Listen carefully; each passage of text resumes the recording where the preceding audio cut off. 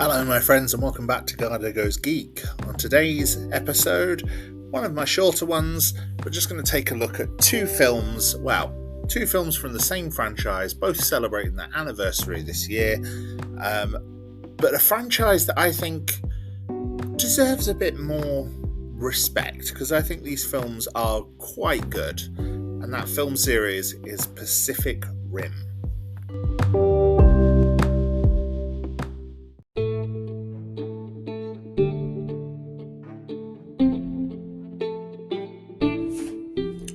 This episode, like many others, was one that was originally planned for 2023 and was specifically planned to align with a major franchise anniversary or something else that would serve as a talking point for the contents of this episode. However, like many other episodes, it was being released or recorded during the Writers Guild of America and SAG-AFTRA strikes against the American Motion Picture Association. As a result, this episode and many others have been held back because the clarification regarding content creation from SAG-AFTRA and the WGA specified that review content was allowed, including critical appraisal and/or analysis of shows and films, however not discussion, interview, comedic conversation, watch-along, rewatch, or reaction content.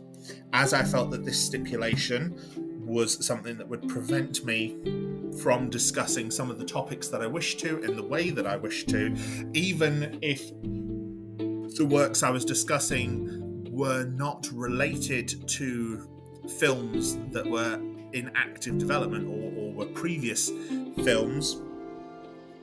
I did not want to breach the strikes, as I fully support the WGA and SAG-AFTRA in their strikes, as well as anyone else who decides to strike. If there is a strike, I am always on the side of the union striking, never on the side of the big corporate entities behind it.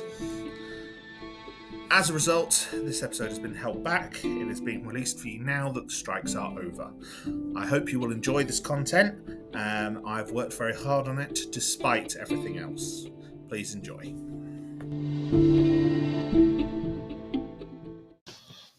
So, Pacific Rim is a film series. Well, originally just the one film, but it did get a sequel later on. Spun off into a franchise that includes a couple of, I think, at least one anime series on Netflix, and a couple of comic books. It's a 2013 American sci-fi monster film, directed by Guillermo del Toro, with the script written by Del Toro and Travis Beacham. And Travis Beacham is the one who came up with the story as well. Travis Beacham is also known for his work on the modern Clash of the Titans, Carnival Row, and co-writer for Dog Days of Summer. So that's his sort of history. Guillermo del Toro, obviously incredibly amazing, very influential filmmaker, was originally assigned to do the Hobbit series, but then had to step out. Was worked on, obviously he's won an Oscar for The Shape of Water. He did Hellboy, Blade 2, Hellboy 2 as well, Nightmare Alley, Pinocchio, Pan's Labyrinth, and there's plenty of other films he's worked on either as a writer or producer without actually directing them himself. So yeah, he's a very, very good visual filmmaker, I think. His work always has a certain quality to it that just gives it a certain charm. The plot of the series involves a portal that has opened in the Pacific Ocean, and from it, these huge monsters emerge called kaiju, and they start attacking countries all around the Pacific Rim, hence the title. And so humanity kind of bands together and builds giant robots called Jaegers to fight them. Now, the Jaegers are so large that you can only control them with two pilots joined by a mental link. Okay? That's a very important concept. and the two pilots have to be what's called drift compatible, which means they have to have the ability to form a mental link with each other, and not everyone can. So they tend to be related. They tend to be brothers, partners, things like that, family members. So the plot of the film basically focuses on the later days of the war, and it's actually set in like 2025 as well.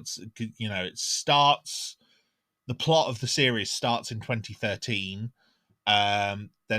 There's a prologue set in 2020, and then 5 years later is when the main bulk of the action happens, and then the sequel was like 5 years after that as well, 10 years after that. So you've got a proper alternate history, alternate timeline thing going on.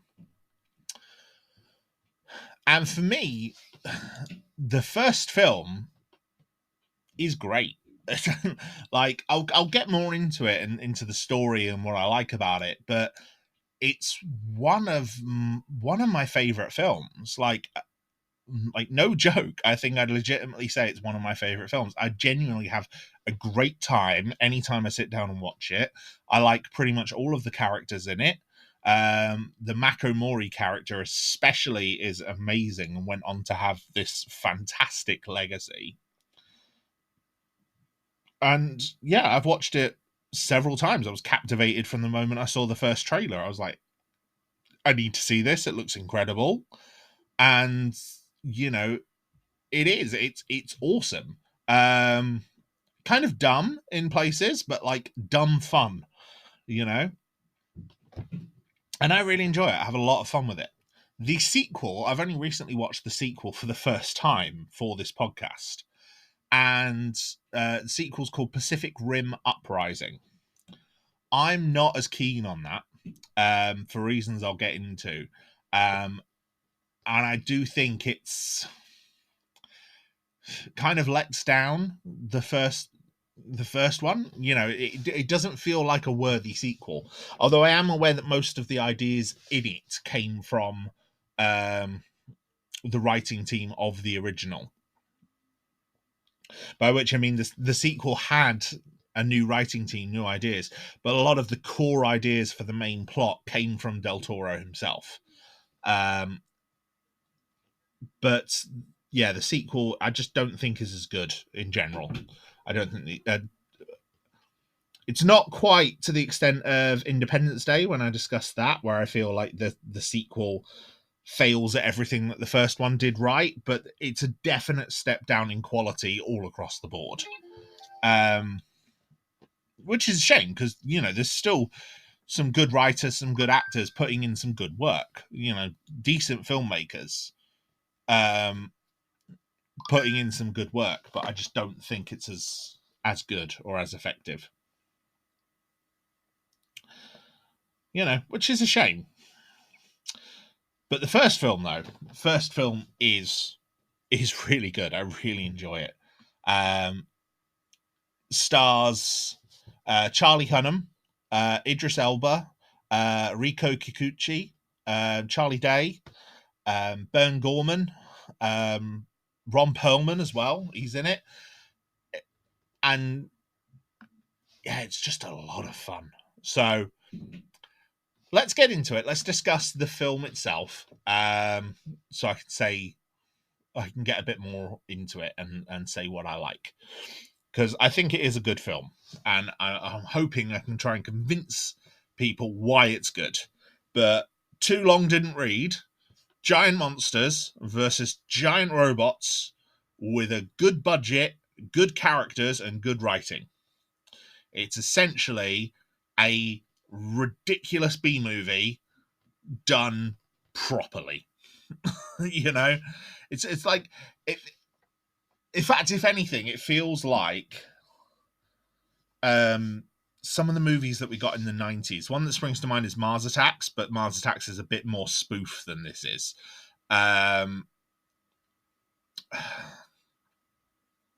Would say Wild Wild West, but again, that had spoof elements. Probably more something like Men in Black, where it's like there's elements of the concept that are just funny, but it is being done with pure love and like an intention for the filmmaking style that they're trying to do. That's how it feels to me. It's like you can tell while watching it, Del Toro is a fan of the type of films that he's trying to make here. He's a fan of mecha and monsters and, kaiju cinema. And that's what he's trying to make. And it works. So, yeah, Too Long Didn't Read. Giant monsters, giant robots fighting each other for the fate of the world. In live action. Well, live action CGI. What more do you want? But yeah, let's get into it and discuss it a bit more. Now, I will say I'm going to discuss spoilers for the first film, especially, and probably the sequel as well, and just kind of go through the film sort of like moment by moment and kind of discuss what I like, what I don't like, what works for me, what doesn't work for me, etc. So if that bothers you, then, like I said, go and watch the film, at the very least the first one. I think you will enjoy it. It feels like it reminds me a lot of Independence Day as well, because it's of the similar sort of approach of like all of humanity banding together to try and save the world. But I do think, if anything, Pacific Rim does it a lot better. It looks a lot more slick than Independence Day does, and I think some of the character writing is much better. Whereas, for example, with Independence Day, you had kind of archetypal characters. In Pacific Rim, you have some very well developed ones. So, if that sways you in any way and you haven't seen it yet, go watch it, come back, and hopefully you'll enjoy it. If not, maybe I might convince you in some way afterwards anyway. Okay, last chance. Ready? Let's go. So, the movie starts really simply. I really like it. You get the card that defines kaiju and Jaeger and kind of explains what they are, based on their actual dictionary definitions, which I like. It's nice and simple because obviously they're not common words. Like kaiju is the term used for this sort of like giant monster film cinema. But Jaeger, I mean, German word for hunter, I'm familiar with it. I've definitely spoken German at points in my past. I've got some estranged German family. But it's not a word that's in common usage that you drop into everyday conversations. But the term Jaeger seems to have been picked, along with some other terms that we'll get to later on, for a particular reason. One of the criticisms I do see people level is that this movie starts very exposition heavy. And I'll agree with that, because the opening narration from Charlie Hunnam's character Raleigh is quite intense. But for me, while it's a lot of exposition, I do think it works because they are using the visuals to tell the story as well. The narration is simply providing context on the visuals that we're seeing. So, yes, it is a lot of exposition, but it's a lot of exposition that builds us into this world very quickly and very effectively, I think. We get to see the first attacks. We see just how pathetic the military are in comparison to the kaiju, just how much damage the kaiju are able to cause. And it's visually stunning. The monsters in this look incredible. Like, this film did not have a huge, like, massive budget. I mean, it was comparatively large, like 180 to 200 million, from Warner Brothers. But I don't know, some of the Marvel movies as well go for, even bigger budgets than that. And even some movies at the time go for bigger budgets than that. So for how many visual effects I think there are in this, I think they've spent their money very, very well. And, yes, some people might say that this sequence takes a long time, but this movie's over 2 hours. I think they if this took as much runtime as it does, but the movie was only, say, 100 minutes long, I could see it as a more effective complaint, because it's like, well, yeah, you're wasting screen time by just giving us exposition. But this movie is long. It takes the time it needs to tell the story. And so I think having this extra bit of exposition works. And it is world building, it's development. It shows the scale of everything quite effectively, specifically the scale of the kaiju themselves, like that. I think I've forgotten what the first one's called now, but where it's attacking the Golden Gate Bridge and just destroys it, and we just see how weak the military is, how ineffective they are against it. And then how that changes the world, seeing people come together in the aftermath of the destruction, seeing things like the kaiju blue just through a news report and sort of explaining what that is and what that contamination does, which is obviously becomes a little bit of a plot point later on. It's just like a little tidbit just anchored in. Yeah,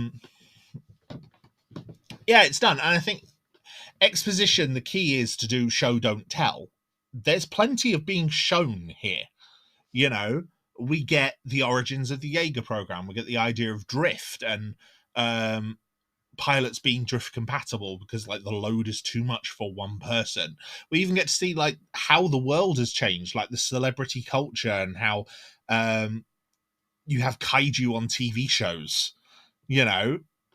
It's very clever, and it shows the world building. And for me, this world building really works. Like, this is an interesting and believable world very quickly, where it's like, yes, there's giant robots, but of course there are, and it makes sense because of how the world is being presented. I always think with alternate history, you have to be careful how you do it. I remember a game I played once called Homefront, and it was about a North Korean attack, a North Korean dominated US, and it was done by THQ, and it wasn't the best game at all. it was a pretty standard shooter game, but and it was by the guy who wrote Red Dawn, and so I remember playing it and thinking, okay, well, that makes no sense. How's North Korea taken over the US? On paper, that makes no sense. But then when you watched the opening cutscene, it presented a timeline of events. And it's like the end result was really fantastical and bizarre. But when you saw each stage getting there, it's like, okay, well, that's a slightly believable outcome. And then like, oh, from there, okay, you get to here. And each step along the way was believable enough based on what came before that the end result made more sense. And I think that's the key with alternate history, is you've got to really think about it. And it's like, if you're going to change a lot of things, you need to change it gradually. And you need to have it so that each change is a response to the change that came before. There was another game that did a similar thing called Freedom Fighters, with that was a Soviet takeover of America. And again, similar sort of thing. And it was, again, the idea of just like little gradual changes throughout history that change things. And that's what happens here. It's like the kaiju attacks are absolutely devastating. They last for days before they're taken down. So we start thinking of a way to make it more, to make killing them more effective. And we decide to build giant robots. Then we try putting a pilot into the robot, but of course it's a giant robot, so that overloads him. So then they think, okay, well, how can we research it to make it more bearable for the pilots? And that's where you get the idea of drift compatibility. And then it's like, okay, well, now these pilots are out there and they're saving lives. And it's like, oh, okay, well, then we also need to fund this program. So it's like, okay, well, now these people that are going out and saving the day, they become instant overnight celebrities. We sell toys for them. We publish them. We talk about their exploits. It all makes sense gradually, all building up gradually. For me, it really works. But then, like I said, I'm a lore nerd. I love things like this. And all of this leads into the actual core prologue, which is the knife head attack. And this is where things start to take a turn. And I think it works really well that we actually get to see this full attack. It gives us the full, real, like, it's still prologue for the rest of the film, but now we're actually experiencing it. We're not being told it. And we actually get to see Raleigh and Yancey go up against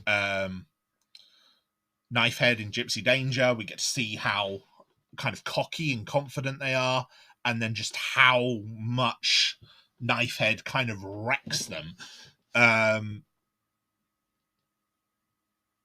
You know, because we see the damage that Gypsy takes and how much damage it takes.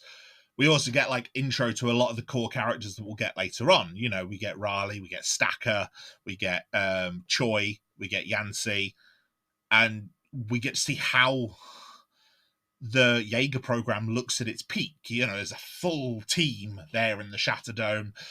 You've got this big triumphant score on the soundtrack kind of building up like, yeah, this is them at their height. And then you mix all of that with everything else, all the other visual effects. You know, it's counteracted by this dark storm and you know, the rain and the visuals, which, you know, probably hid some of the issues with any imperfect CGI. But then at the same time, they're also having to animate rain and water spray. So if anything, they probably didn't need to do that. But the fact that they did makes it look incredible. And it also seems to make it seem like almost like the breach, the activity in the breach is what's caused the storm. I don't know if they ever confirmed that anywhere, like in any of the expanded media, but in the films, I don't think it's confirmed at all. But that's how it feels. It feels like the breach activity creates the storms, and that's why they're always fighting in a storm. And it also lets the lights highlight the battle. Like Gypsy has these big floodlights on it that highlight the battle, highlight Knifehead in front of it. There's bits of Knifehead that glow that are bioluminescent, and then obviously the blood is glowing as it sprays everywhere, the kaiju blue. The ship as well that they Raleigh and Yancey go off to rescue has its own lights. And yeah, it really works for me. And I like the action scene as well, because it feels like Knifehead and Gypsy both have weight to their actions and movements. And sorry, I've just occurred to me, I don't know where the word gypsy has been used as a slur for certain groups of people around the world. Unfortunately, I don't know how to get around it, because Gypsy Danger is the name of the Jaeger, the main hero Jaeger. And it's not being used as a derogatory term or as a slur, but I understand why that would be considered a slur for so many people. So if you are listening and you are offended by that, I'm sorry, but I really don't know how else to do it and address what I'm talking about. So I apologize for that. I'll try not to say it too much. But yeah, the kaiju and the Jaegers all seem to have weight to their actions and their movements. And that is a trick, I think, with CGI, where you get a lot of quite CGI heavy movies, especially when they're animating something large, that don't always feel colossal. And it's like the Jaeger and the kaijus in this are colossal. They are enormous. And they should feel enormous. Like everything they do should have weight to it. And for me, it does. And it doesn't prevent them from doing things like running and jumping and leaping about, but it does feel like there's effort and weight behind that. A good one to counter that too, I think, is the Transformers movies by Michael Bay. There's so many periods in those movies where the Transformers feel weightless. Even just while they're walking around. never mind in action sequences. They can just feel weightless. But yeah, something here, and I don't know what it is. I can't put my finger on it, but there's something in this that makes them feel like they have weight. But like the final scene of Raleigh bringing in Gypsy Danger and walking up the beach, that's incredibly impressive. It just comes out of the mist and then crashes to the ground like that. Yeah, like I said, I don't know what the secret sauce is that they've done there and how to put my finger on it, but it just looks incredible. And yeah, from there, that's the prologue over, and we cut to 5 years later, and we see the wall being built. And the wall, I think, is a great scene that shows some more world building, because it kind of shows how bad things are for the world. Like, people are working for rations. They've got a job opening because some people died. And then we cut to Stacker and the others inside the Shatterdome, and it's like the Jaeger program's running out of funding because they're putting the effort into the wall instead, and then they're and then from there they elaborate on that by using the news report of the wall being broken through within an hour, and this kaiju attacking Sydney, only for Striker Eureka to come in and to fight it off. And you've got the real desperation and panic coming from the newsreader, but then also, when they confront Herc and Chuck Hansen about the fact that Stryker's being decommissioned, and Herc's like, we go where we're sent, yeah, it's good. I really like it. It all works as just like the way everything is built up, I think. Excuse me. And then from that we get Raleigh being recruited by Stacker and coming back. Stacker's like got one plan left. And, from that we go to the Hong Kong Shatterdome, where we get introduced to the remaining cast of characters, specifically Newt and Gottlieb, who are the two scientists. They are a lot of fun. They're both actors that I've seen in other things and quite enjoyed them separately, but I think together in this they make a brilliant double act, because you've got Bern Gorman as the straight man as Gottlieb, and Newt as the real kind of crazy, more forward-thinking one, the more chaotic one. And I think they really play off really well off of each other. And again, you get more world building with Newt. Things like he's got the sleeves of kaiju tattoos. And it's like the idea of people just worshipping the kaiju like that in a weird way. I mean, I'm not sure why I'd be surprised. Like, look at some of the things that people in the modern day actually worship, but like Trump supporters. Oh my God. But still, it's, yeah. And I like that Raleigh kind of calls him out on it, by pointing out that, like, yeah, I killed that one. It was dangerous, And then we get Marco Mori, who is the best character in this whole film, and I'm going to go more in depth on in a little bit. And then the two other main Jaegers, like we've already been introduced to Raleigh. We've got the crew of Striker Eureka, and we then get Cherno Alpha and Crimson Typhoon. We don't get much time with their pilots, but we get to see the mecha themselves. They're essentially set dressing. They're kind of glorified cameos. It's a shame.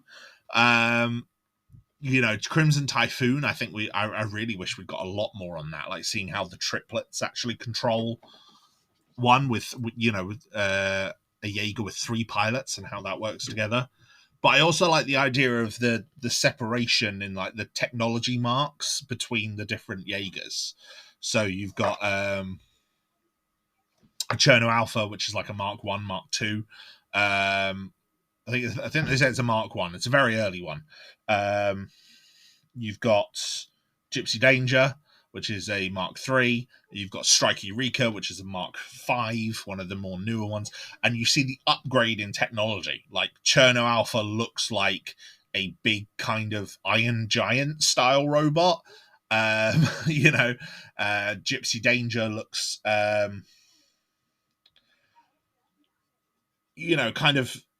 kind of how you would imagine someone realistically building a robot, and then you've got like Striker Eureka, which looks very futuristic and looks almost like a Gundam, kind of very cutting edge.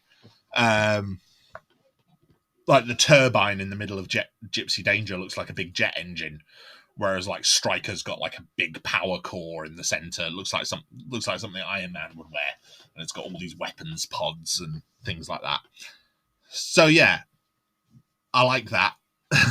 And then we get introduced to some more elements which are explained really well. Things like the breach, because like we know they're coming from somewhere, but I think this is the first time the breach is actually like properly explained. What the kaiju are, which we get from Gottlieb, saying that they the categories of kaiju, which also echoes kind of the marks of Jaeger. So it's like the kaiju are getting more powerful, so as a result, the Jaegers are having to get more powerful. Which is obviously, you can see why that's becoming expensive. And it just creates like the idea of everything just becoming more dire. Outlines the goal of bombing the breach, as well as the fact that the kaiju are becoming more frequent, gives the whole movie a ticking clock, gives everyone clear objectives. Works really well for me. Like, for me, it is a really good way of just setting up all of the core concepts of the movie, giving us a plot, everything, and just working from there. I think everything in this film is established really well. And by this point of the film, you know everything. You know all the main characters. You know what the plot is, what the goal is, and what the stakes are. We get told about the idea of, we're going to get more and more kaiju, and then we're probably going to get a double event, and then probably a triple event, and it's just gonna get worse from there until we're annihilated. I like it. I think it's. I just think it's really good writing in terms of setting out the stakes and the characters and explaining everything very, very quickly and very succinctly to the audience. I think we're, by this point, kind of, I wouldn't even say we've cleared Act 1 at this point, really. In terms of the actual narrative structure of the movie, I'm not sure it is even past Act 1. But, yeah. We know everything. We know everything we need to know to enjoy the rest of the movie by this point. And that works really well for me. So, as we approach the midpoint of the movie, we're going to talk about someone who I think is probably one of the film's best characters, and that is Mako Mori. Now, Mako is this really strong female character, and she's the only female character in this film, which means this film does not pass the Bechdel test. Now, for those who are unaware, the Bechdel test is a satirical test that originated in a webcomic. I'm going to have a look because I want to actually credit it correctly. And it's created by Alison Bechdel, and it was in her web strip, Dykes to Watch Out For. Although I believe it was created by one of her friends. The idea behind it is it's a test to measure the representation of women in film and other fiction. And it does this by asking whether the work features at least 2 female characters who have a conversation about something other than a man. Okay. There's also a requirement that the two female characters have names, which is added as a third criteria and a lot of, a fourth criteria, really, in a lot of ideas. And then it's surprising how many great, like, films that are considered great examples of filmmaking actually fail this test. Like, this film, this is a test that, the satirical point of the comic was the character saying that she only uses those criteria to decide whether to watch a movie, and commenting that it doesn't actually leave a lot of movies for them to watch. It's also a criteria that can be um, really easily beaten. For example, there's a post that went around on Tumblr pointing out that the conversation at the start of Baby Got Back is something that actually passes the Bechdel test, because even though only one of the characters is speaking, they're speaking about another woman, and it is a conversation. So um yeah, the criteria of what can pass the Bechdel test is, it was designed as a satirical response, but it does illustrate the point that representation, as I've spoken about before, in media, and especially in, sort of geek and, sci-fi, horror, fantasy media, is severely lacking. The character of Toriel was added to the Hobbit movies because there was no prominent female characters besides Galadriel. And in fact, I don't even think Galadriel is in the novel of The Hobbit herself. It's one she's involved in the events around the time off screen. It was kind of inspired by the writings of Virginia Woolf, though. In her 1929 essay, A Room of One's Own, Virginia Woolf wrote about the one-dimensional portrayal of women in fiction. And the quote is, "All these relationships between women, I thought, rapidly recalling the splendid gallery of fictitious women, are too simple. And I try to remember any case in the course of my reading where two women are represented as friends. They are now and then mothers and daughters, but almost without exception they are shown in their relation to men. It was strange to think that all the great women of fiction were, until Jane Austen's day, not only seen by the other sex, but seen only in relation to the other sex, and how small a part of a woman's life is that." Now, the discussion around representation of women in media is far bigger than me, and like I said, I've already tackled it with Cholula in one of my earliest episodes, and I think we did agree that it's severely lacking. And so this movie, by failing the Bechdel test, along with many other movies, but having such a strong female character in Mako, prompted what is now known as the Mako-Mori test. And I've got to say, this is a test that I really like, because the whole point of the Mako-Mori test is that the criteria for the Mako-Mori test is inspired directly by Mako's arc in this film. The requirements of the test are that a film or television show has at least one female character, and that this character has an independent plot arc, and that the character or her arc does not simply exist to support a male character's arc. Now, that, I think, is a brilliant criteria, because there are so many more characters that would pass, so many great female representations in media that were more likely to pass this test than the Bechdel test. For example, Alien. Ellen Ripley, I don't think passes the Bechdel test in most of her appearances. Possibly in the first two Alien films, but I don't think so in the third one. Well, no, definitely not in the third one. There's no other female characters. And maybe just in the fourth one. Well, actually, no, the fourth one will pass because of her relationship with Cal.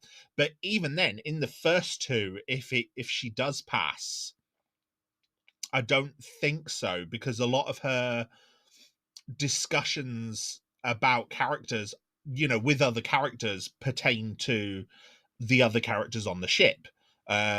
She speaks to Cartwright about Ash. She speaks to or about Kane. She speaks to if she speaks to Vasquez, she's speaking about Bishop or the aliens. So maybe, but not very often.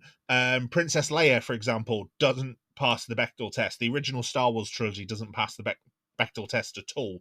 The only film that features a second named female character is Return of the Jedi, and her and Leia don't ever speak on screen, which is Mon Mothma.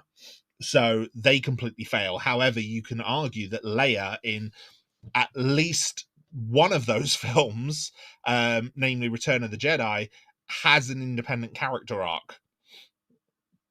It is mainly about getting Han Solo back, but it is still there. And I think a lot of people would be inspired by Princess Leia. Sarah Connor as well, another great example. Sarah Connor from the Terminator franchise. Most of the first two movies, she's the only female character on screen, and most of her conversations with any other character relate to John, or Kyle. So, I think she's got a female roommate in the first film, but they mainly speak about the roommate's new partner. So I don't even think that passes, unless of course she offers her a coffee at some point. That might pass. Because that's how easy it is to pass the Bechdel test. But Terminator 2, which is generally considered a masterpiece of genre fiction, and Sarah Connor's arc in that is generally considered one of the best female representations in geek media, wouldn't pass the Bechdel test, but it would pass the Mako Mori test, because it's Sarah that wants to avert the future, which is obviously the driving point of a lot of the third act of Terminator 2. And so this is where we get the Mako Mori test. Now, I really like Mako Mori's character. She's just amazing. I think she gets more development in some of the comics, but what we get presented in the film is she's very quickly shown to be strong and capable and an equal to Raleigh. Now she's kind of subservient to Stacker, the Marshal, for reasons we find out later on, but he forbids her from fighting Raleigh, but then Raleigh's like, no, I want to fight her, because she's lined up all these candidates and Raleigh's beating them easily. And Raleigh points out that she thinks she can do better because of how she's acting, and she does. She has very clear motivations and goals of her own. She wants to be a Jaeger pilot. She's trained for this. And it's when she gets given that chance and that opportunity that we get to see why, because she has her first drift with Raleigh, which explores more of her character. And this is a chance for Guillermo del Toro to show off something that he said he'd always wanted to see in the kaiju genre, which is the idea of a kaiju attack from the perspective of a child. Because obviously, when the drift happens, her and Raleigh's memories combine. And as a result of that, you kind of get like a life flashing before your eyes type thing, where you see a lot of your old memories. With Mako, she gets lost in a memory, and it's quite a traumatic memory of her in in Japan when it's under attack by a kaiju. And as a result, she panics, but because she's linked into to Gypsy Danger, she levels the plasma cannon at the command center because she's reaching out to try and stop the monster in the dream, in the memory. and I really like it. I think the actual sequence of watching a child witness this is incredible, and like Guillermo del Toro said, it's something that I don't think has been done in any kaiju movie before then, or at least not that I've seen. There's been children involved in kaiju movies, but having them on the ground level during an attack like this is not something I've seen ever. Um, and it's terrifying. Like the way it's shot, the way it's been framed is, it's done from Mako's height level. The child Mako. Um, so everything's framed and shot from her perspective. And of course, this gigantic kaiju is just looming over her. The kaiju's called Onibaba, I believe, on the in the extra features. And we see it attack the city. We see Mako like lost and on her own in these empty streets, while this kaiju, takes down jets and destroys buildings. And then we get the second half of it, which actually leads to part of her character arc as well, because the second part of the flashback comes from Raleigh, and it's Raleigh speaking in her defense, and it shows why Stacker is so protective of her, because what we see is that Stacker was the Jaeger pilot that saved her. He was in the Jaeger that destroyed that monster. He destroyed that kaiju, which I think is great. It's a really great inclusion. We get more stuff alongside this as well. Stacker is sees the reaction to what happened with Mako, and he orders her to step down, and it's Raleigh speaking her defense that leads to her actually staying as a pilot. But we get more to this as well. There's more news reports in the background just showing how dark things are getting around the world, how much fear there is over the kaiju attacks. We see more of Stacker bleeding, showing plot points and world building. Everything just kind of adds elements to the whole ticking clock that's going on. Like literally, in some cases, there is a clock on the wall that's ticking. Newt decides to drift with a kaiju brain. So he's got like he's got an element of a kaiju brain, and he drifts with it using the same technology that's used for the pilots to allow them to drift in the Jaegers. And as he does, he learns some more about the kaiju, and we get some flashes. He's very injured, but we get some flashes, and he shows that there are aliens behind them. And obviously, he does this. What's the other one now? Oh, my brain. The other one comes and saves him from this. Bern Gorman's character comes and saves him, and his name Herman. That's it. Herman Gottlieb. Gottlieb comes and saves him, and shows Stacker what's happened, and it's when Newt starts speaking that Stacker gets interested, and it's like he just leans it. Idris Elba's performance in this is brilliant. Like, he is commanding every time he's on the screen. It's absolutely fantastic, because there's the bit where like Herman's shouting in the background, and he just yells at him like quiet, and then leans in really menacingly to Newt and just kind of gestures at him and just like, you keep talking. It's very good. He just commands the screen in this, which works brilliantly for me, because I quite like him as an actor. And he basically directs Newt to someone called Hannibal Chow to get another kaiju brain so that he can drift again and find out more. Hannibal Chow's introduction is incredible. It's like we hear the name Hannibal Chow and you have an image of a character with that name in your head. And then out steps Ron Perlman in, these golden wingtip shoes, this red pinstripe suit, the sunglasses on, just looking amazing. And it's just such an impressive figure. And obviously that was done by design.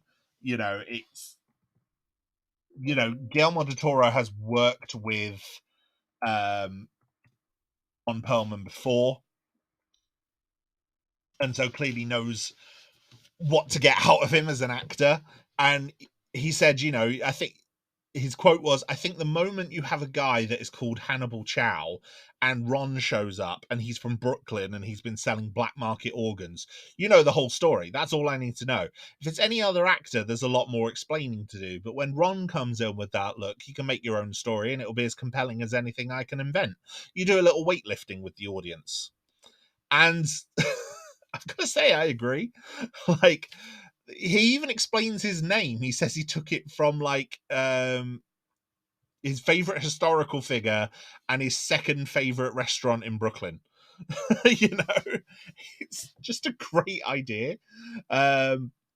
Just this very commanding figure. And this is where we get like the real start of Act 2. Like, all the pieces are kind of in place, and this is where we get the double event.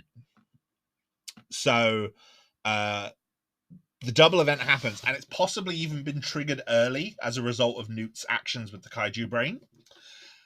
And it leads to one of the pivotal sequences of the whole film, with this big battle sequence between the 4 Jaegers that we have and these 2 kaiju. And even shows that the kaiju have weapons, because one of them has like an EMP style blast thing built into it. And that is able to disable Striker Eureka and a couple of the other Jaegers. 2 of the Jaegers end up destroyed, Crimson Typhoon and Cherno Alpha. So that means the plan is completely out the window. Gypsy isn't immediately deployed, but then has to be deployed as a result of what's happened, because obviously one of the monsters has disabled Striker and is out in the bay, and the other one comes into the city. So Marco and Raleigh have to go out in the Jaeger, win the day. But, despite the big triumphant victory, the cost was obviously clearly quite high. They've lost 2 of their Jaegers. They only had 4, so they're down to half strength. And while they're still reeling from that, more kaiju appear at the breach, meaning that they've got to mobilize again.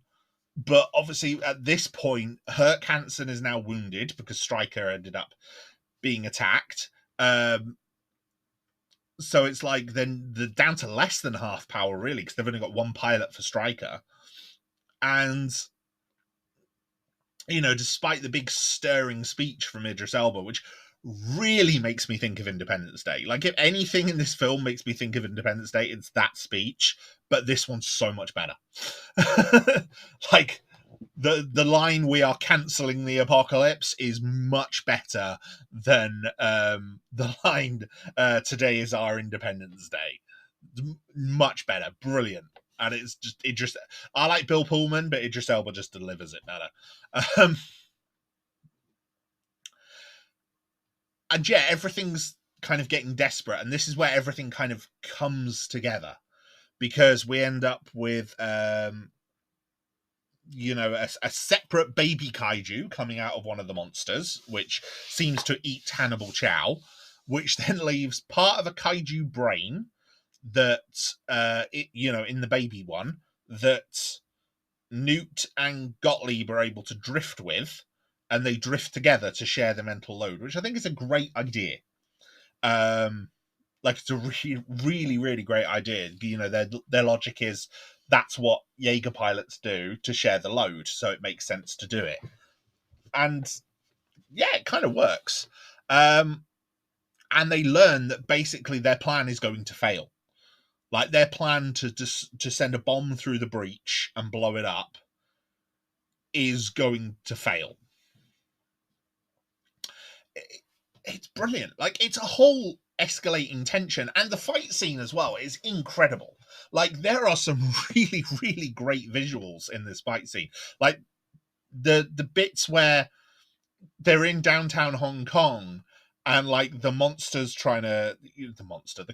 is trying to reach in underground, and then of course you hear Gypsy's horn, and then Gypsy's walking down this neon flooded street, dragging a ship behind it, which it then picks up and holds like a club.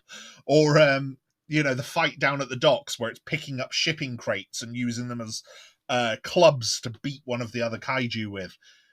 It's really cool.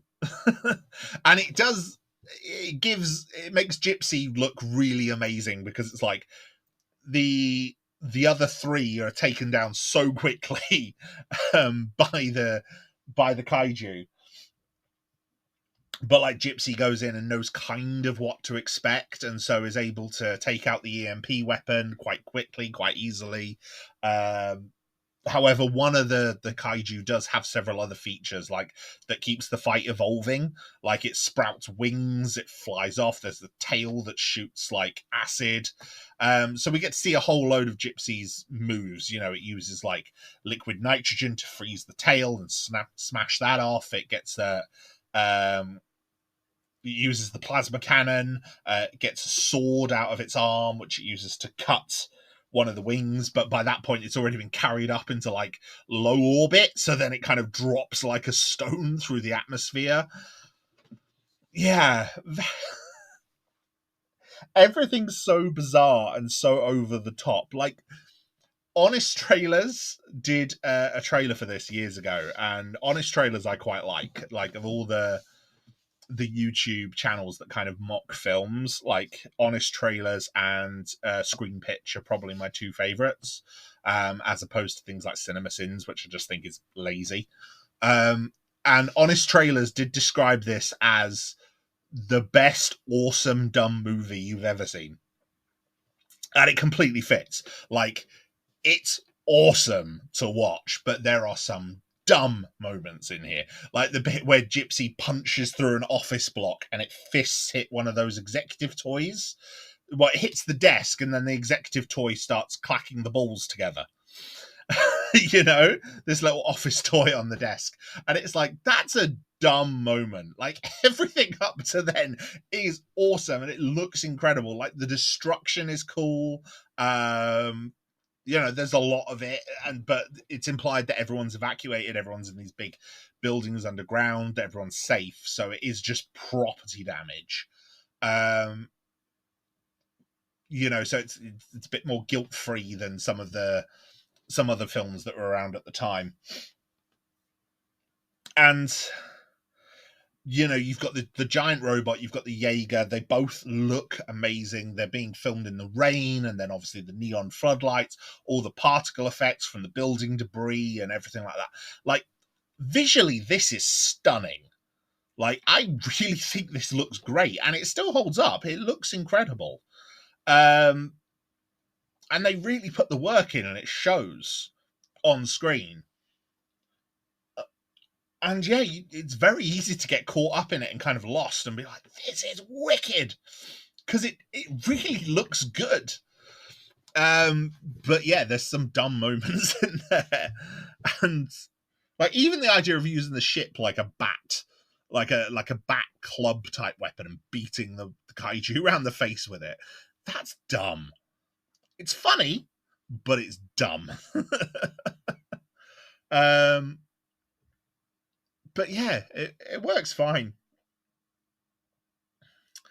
So yeah, then we go to the undersea battle, because obviously the two monsters are kind of hanging around the breach, and Gottlieb at first is panicked because he's like, no, there should be three. Like, I did the maths on this, there should be three.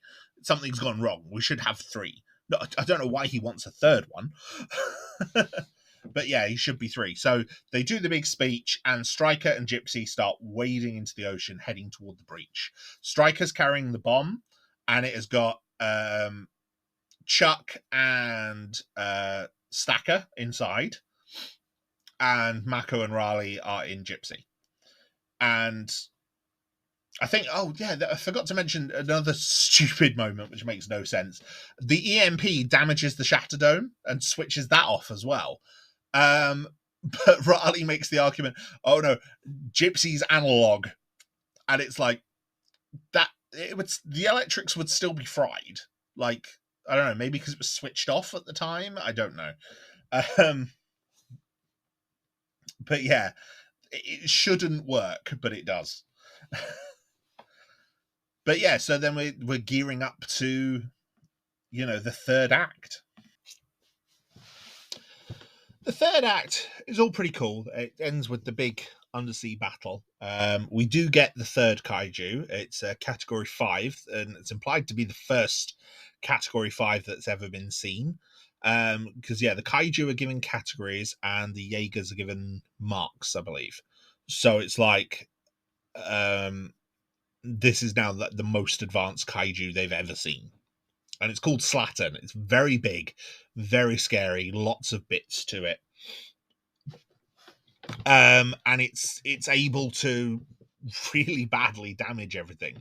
Like, Gypsy ends up with an arm ripped off, takes down one of the kaiju, but then Striker has to kind of detonate itself, which obviously impacts Marco's arc as well, because she loses Stacker. So yeah, it's all very, very good. I will say Marco does kind of take not a backseat necessarily, but she sort of follows a lot of Raleigh's lead while in the suit, because obviously he's the more experienced pilot of the Jaeger. So that makes sense. She does come into her own, but it makes sense why they're taking that approach for the film. But I don't think it does anything to undermine her damage her arc. Her arc is pretty solid. She wants to be Jaeger pilot. She wants to prove herself to her father, her father figure, Stacker. And, she gets that.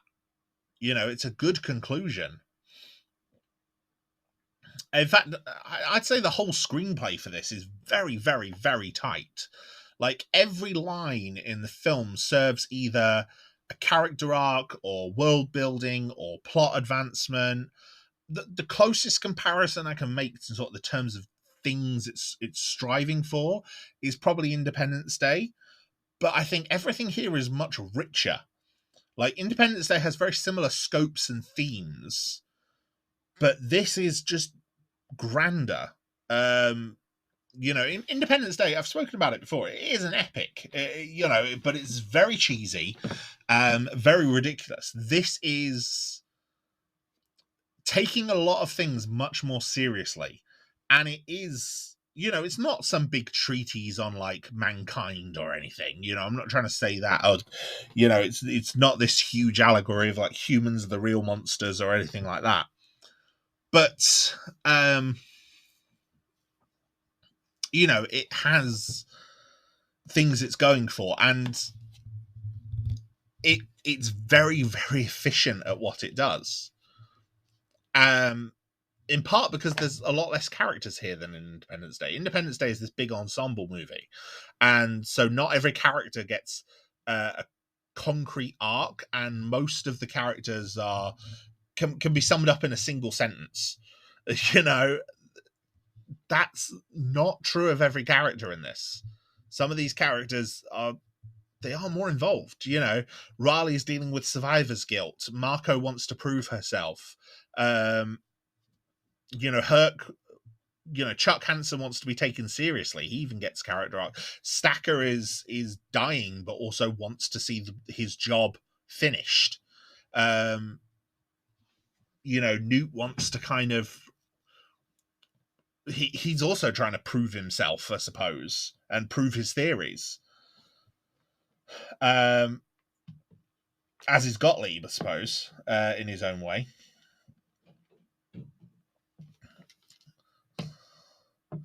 So yeah, it's very interesting what they're doing here. Now, I want to go into the film's good. Film concludes very well. They seem to have destroyed the breach. Everything seems done. Now, obviously, there is a sequel, so it's not quite as cut and dry as that. I wish it was, because I have issues with the sequel, which I will get to. I'm not going to spend as much time talking about the sequel as I am the first one, and I'm not going to do a big breakdown in the same way that I did Independence Day, because the second film does have its own merits and it is doing some of its own things very, very well. There's just a lot in it that I don't like. It's not like Independence Day, where it seems to be failing in the exact ways where the first one did well. It has its own unique issues. But obviously, there are comparisons to be drawn there because it's a 2-film series. So, but the difference is as well, Independence Day had the same writer and director coming back. Pacific Rim does not. It's got a very different team behind the camera, and it shows.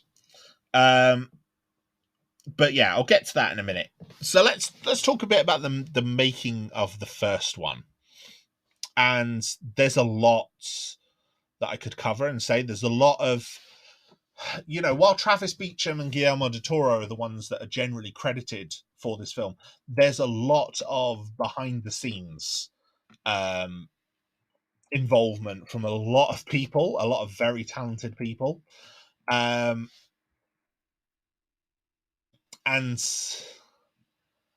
that's very important.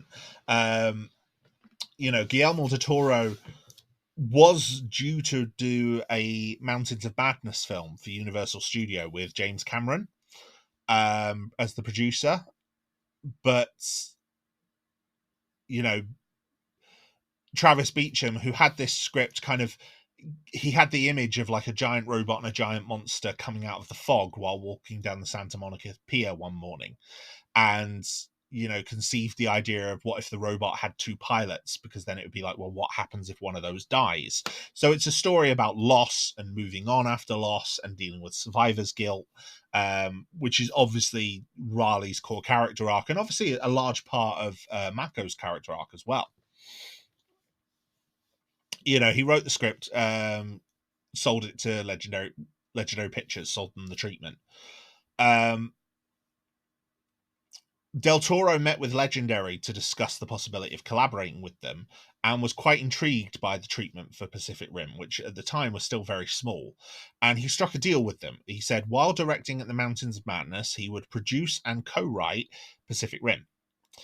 But he wouldn't be able to direct it because of the conflicting production schedules. He'd only be able to direct it if At the Mountains of Madness was cancelled. And obviously, he really wanted to work on Mountains of Madness. He is a big horror fan, which I think is clear when you look at most of his body of work.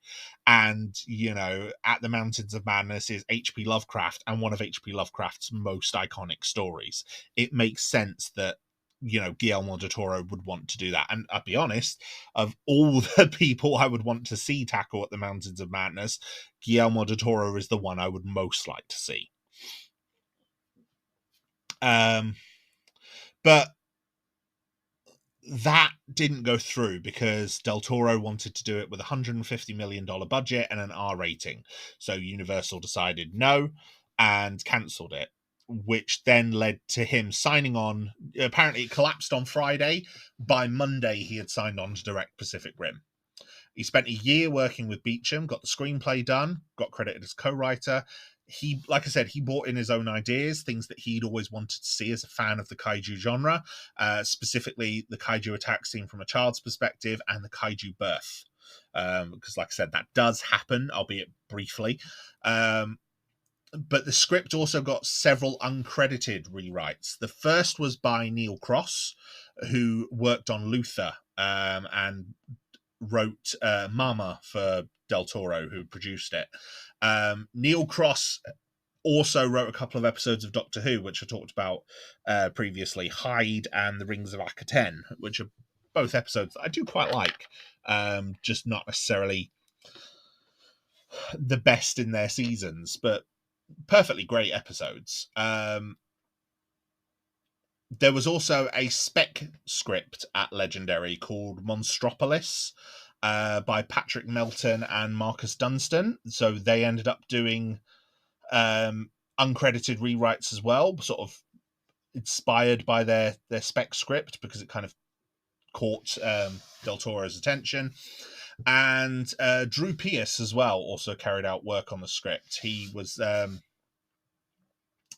he's done work on a load of things, including Hobbs and Shaw, Mission Impossible Rogue Nation, Iron Man 3, screenwriter, director, producer. The filming schedule, Del Toro had less time on this than he had on any other film. He said he never shot a film in fewer than 115 days, but he only had 103 to shoot this. So he scheduled a splinter unit that could direct early on in the day before the main unit on his off days. And I think that's just really efficient filmmaking. However, Del Toro,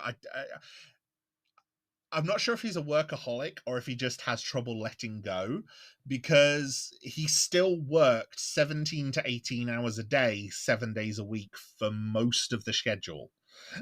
He did apparently allow a lot of quite loose movements and improvisation. So he took a new approach to his direction, but he's got very tight control over the production. He says everything goes through me sooner or later. I don't delegate anything, so it has to be done that way. And it works. It means the entire film is very clearly a singular vision, which is one reason why I think it works so well. This is a good film, and it works because I'll admit I've not seen a huge amount of Del Toro's other work, but what I have seen I've really enjoyed. And he does have a very particular style as a filmmaker. That style is still here in Pacific Rim. It's a very different type of movie to a lot of his other films that I've seen, but a lot of his style is there. The way he's framing shots, the sort of the way he's choosing to frame and film things. It works for me. Now, there was apparently an hour of material from the film cut, and this is where the last few people get involved.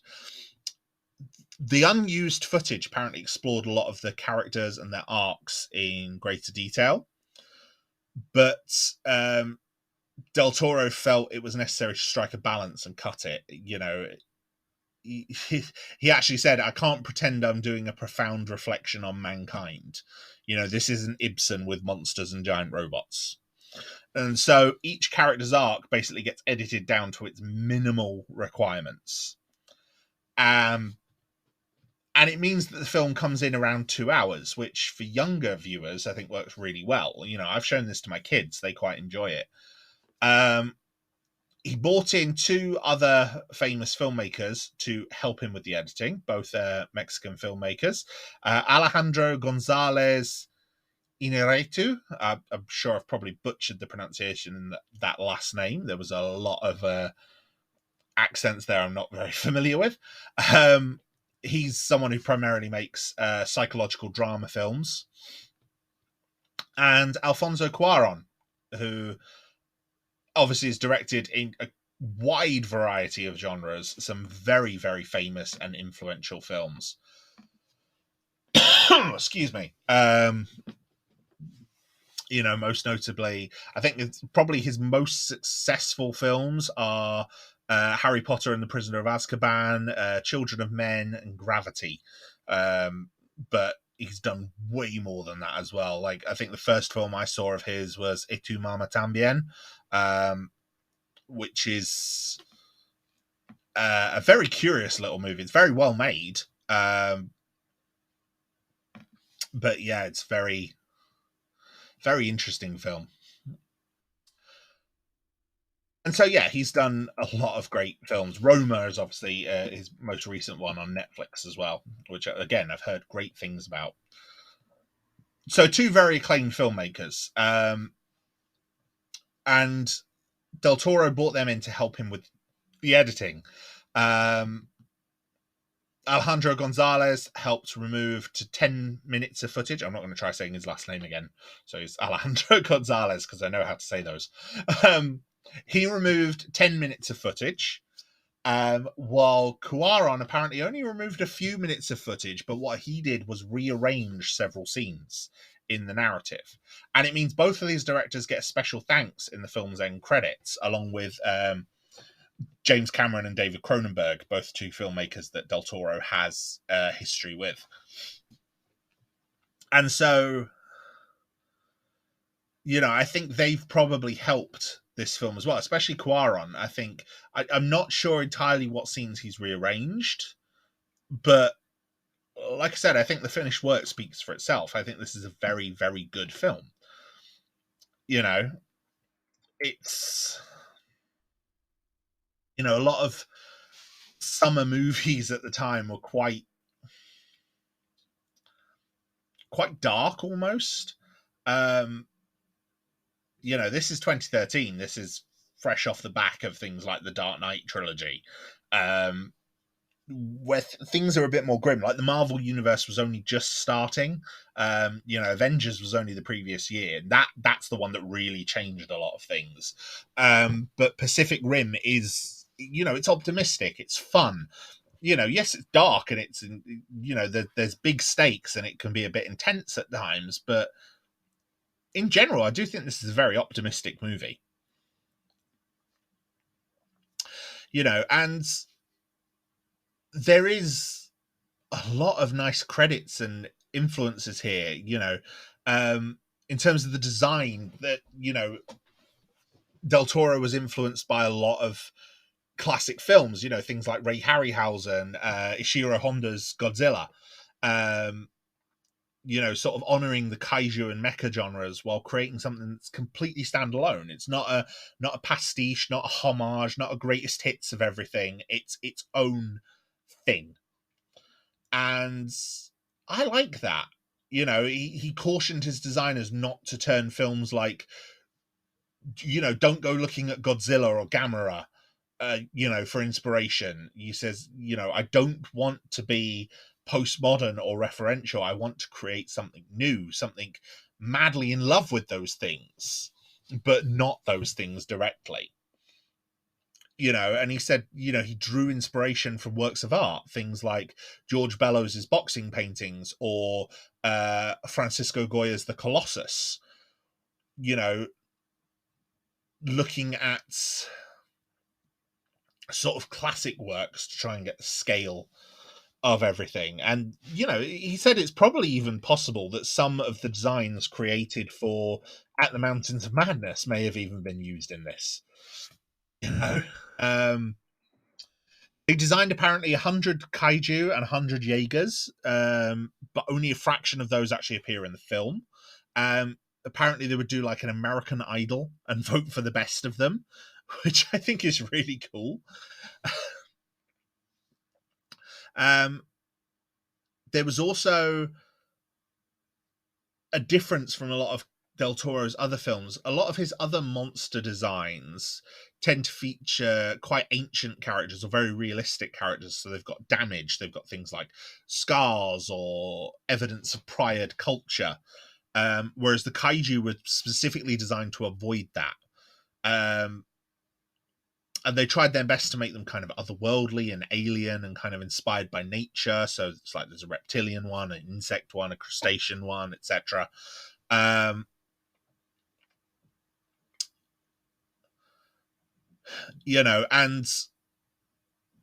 there were certain design elements shared between them to obviously hint at the reveal that they are all created and they're all designed by these alien creatures. But they were also, some of them were also designed with a humanoid silhouette. In fact, most of them were, to give the kind of man in suit aesthetic. And I think this is more evident with some of them than others. So, for example, Slattern and Knifehead, for example, I can very easily see being suits that would be worn in like something like, a kaiju movie or a Power Rangers episode, that sort of thing. leatherback as well, kind of this big brawler type one.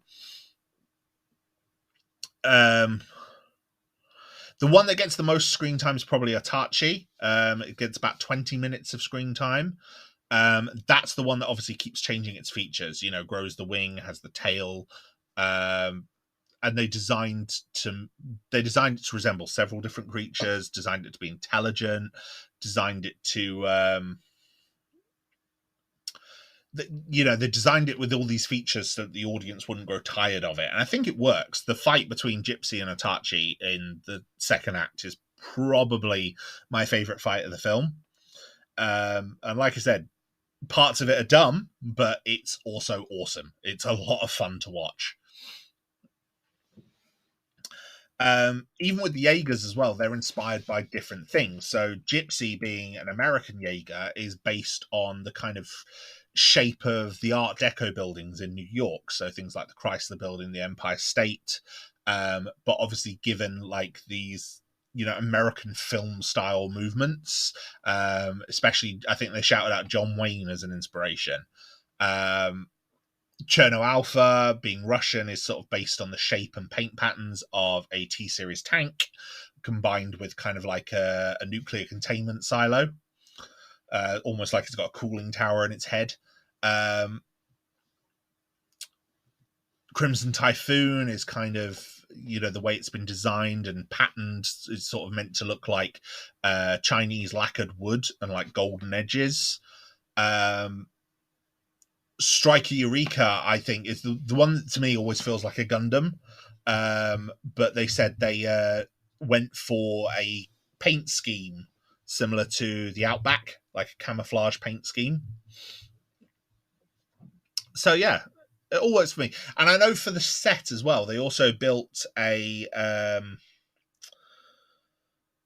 for the actual cockpit, they built that as a full set. Like people were actually like the actors, well, the stunt performers were kind of put into it. So it means things like when all the water is flooding in to kind of drown the Cherno Alpha actors, they're like bolted in there. So yeah, there were some things were had an effect there. And yeah, they brought in a lot of great visual effects artists. It looks incredible. There's also miniature effect shots in there, mainly using things like the interiors and the a lot of the cityscapes during the fight scenes. Like, for example, the rows of seats in the stadium when Gypsy Danger lands are from orbit that all get blown away. That was a miniature. They use an air cannon and quarter scale sets. So there's also practical effects that they filmed and then incorporated, using ILM, such as dust clouds, breaking glass, water effects, etc. And like I said, it results in this very great visual movie. The score's composed by Ramin Djawadi, who was selected based on his work from Prison Break, Iron Man, and Game of Thrones. I think his work is really good in this. The main theme song that plays over the credits also features Tom Morello as on guitar, and it makes this very, very cool rock song. The theme song for this is a bit of a banger. It's on my Spotify playlist quite a lot. So yeah, it's really, really good. And the effort that's been put in behind the scenes, I think, shows in the final film. Like, this is a very good film. I really enjoy it. As if I haven't made that abundantly clear by just gushing about it for the past hour and however long.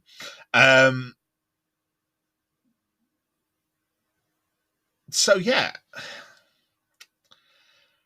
So to me, Pacific Rim is up there as almost like a perfect film. Like, it does everything. I'm not going to say it's the best film ever made or anything like that. I'm not so trite. But in terms of what I want from a film, this fits perfectly. I'm kind of going to explain what I mean. I'm going to use an example of music. I really like a lot of music. I like a lot of genres of music. I like EDM, I like rock, I like metal. I even like some country songs. I like a lot of Eurodance from back in the day. I like pop, I like rap. The trick for me is finding a song that resonates with me. It doesn't necessarily have to be by a particular artist. I don't tend to go for albums. What I tend to go for is songs, and the songs that resonate with me and that I like. And this is generally consistent on a beat, a build, the way the loops and the refrains get stuck in my head, that sort of thing. Now, there's a lot of songs that I like, but I don't love. By which I mean I like elements of them, but something in the execution about how it all comes together leaves me wanting more. Now, that said, there are plenty of songs that I do love. To go back to Cyberpunk, and I can't remember if I mentioned this in my Cyberpunk episode, there is a song on that soundtrack that to me is one of the perfect songs in terms of how it builds and how it, how the song builds in intensity, keeps that intensity, keeps building forward, and then explodes into a climax. And that song for me is Makes Me Feel Better. It's by ONO, who is credited in the game as Slajov McAllister. And it is an EDM rock song, basically. And I freaking love it. I love the way it builds. It's got quite a slow beginning, builds quite slowly, gets to the chorus. The first chorus is kind of, it shouts, and then there's a big musical instrumental, and then it does kind of die down a bit for the second verse. But then by the third verse, it builds to this crescendo. You get the musical drop again, and then that musical drop leads to a guitar solo, and it just kind of explodes before you get the ending. And the ending is this quiet come down after what you've had before. It's a fantastic song. I absolutely love it. And it was on one of the trailers. It went kind of viral off of one of the trailers. I think it might be, for me, one of my favourite songs, in the fact that, again, while it's not the best song ever made or anything, to me, it's perfect because of how it builds and how the intensity works and the feelings that I get listening to it. I will never skip that song if it comes on my playlist. I love it. If it plays in game, I won't change the radio station. If I was driving in my car and that song was on and I drove to a mission objective, I would stop, listen to the rest of the song, then get out of my car, to do the mission. That's just how much I enjoyed that song. Pacific Rim for me is the film equivalent of that. Everything in this film, while not being technically the best film ever, builds and keeps its intensity to a satisfying conclusion in such a way that I am engaged at every step of the film. There's nothing in this film that bores me. There's not a single moment that loses my attention. And there's very few other films that I can list where that is the case. There is nothing in this film I don't like. And so for me, that is a pretty perfect movie. There's no point in this film where I'm like encouraged to check my phone or anything like that. And I'm social media addicted. Literally a screen addict. But yeah, there's nothing in this film that ever makes me want to draw my attention away from it. It is, to me, a perfect film in that regard. It keeps me engaged and loving it in that way. And that, to me, is why I think it's perfect. It gives me everything I want from a film, from a big blockbuster film. This is everything I want from a blockbuster. I'm thoroughly engaged. I'm excited. I'm enjoying the hell out of it. It looks awesome. It's funny. There's good character stuff, good character moments. The visual effects are incredible. The cinematography is incredible. There's nothing I don't like. And to me, that's why it's perfect. And a large part of that is because of all the effort that's been put in behind the scenes. Right, so now it's time to talk about the sequel. The sequel, Pacific Rim Uprising. The sequel was directed by Stephen S. DeKnight. Now, Stephen S. DeKnight is a name I recognise mainly from television. This is his only feature film direction. And I think he's perfectly competent as a director.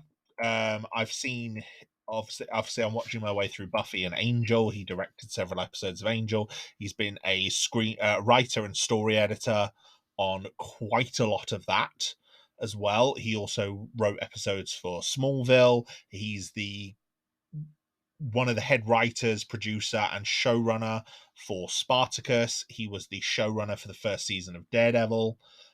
He's also worked on Jupiter's Legacy. The first season of Daredevil, I think. No, sorry, he wasn't the first season. The first season. Yeah, no, sorry, he was the first season. He took over from Drew Goddard, who was going to direct the Sinister Six movie. You know, the Sinister Six movie that we all got in 2014. Do we remember that? Yeah, amazing film. It's a shame. I think Drew Goddard would have done a good season as well, but I do think Daredevil season 1 is pretty solid. It's not my favorite of the 3 seasons. That's still season 3, but it is very, very good. And it has, I know it's the one that a lot of people think about when they think of Daredevil. Now, he was the showrunner for that. He was good in that as well. I like Daredevil, as I've said before.